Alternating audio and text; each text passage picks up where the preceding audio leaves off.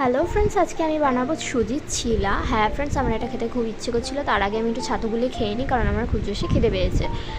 তারপর হচ্ছে গিয়ে একটা বাটিতে আমি সুজি নিয়ে নেবো। সুজির সাথে 4 চামচ মতন হচ্ছে গিয়ে দই নিয়ে নেবো।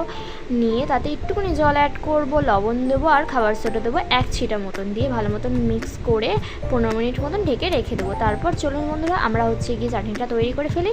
তার জন্য আমাদের লাগবে আদা, রসুন, কাঁচা লঙ্কা আর সামান্য কিছুটা ধনেপাতা।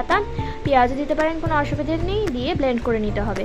তারপর এদিকে 15 মিনিট হয়ে যাওয়ার পর একটা তাওয়াতে আমি বাটার দিয়ে ভালো মতন ছড়িয়ে নেবো। তারপর হচ্ছে গিয়ে করে রাখা যে ব্যাটারটা ছিল সেটা দিয়ে ভালো মতন ব্যাটারটা ছড়িয়ে নেবো, দিয়ে একটু উল্টে পাল্টে নেবো। উল্টানোর সময় আমার একটুখানি ভেঙে গিয়েছিলো আর কি, প্রথমবার বানাচ্ছিলাম ছিলা, তাই আপনারা একটু বানানোর সময় বুঝে শুনে নিয়ে বানিয়ে নেবেন, কোনো অসুবিধা নেই। আর খেতে কিন্তু খুবই টেস্টি হয়েছিল, আপনারা কিন্তু অবশ্যই একবার বাড়িতে ট্রাই করে দেখবেন। আজকের মতন এইটুকুই বন্ধুরা, দেখা হবে নেক্সট ভিডিওতে।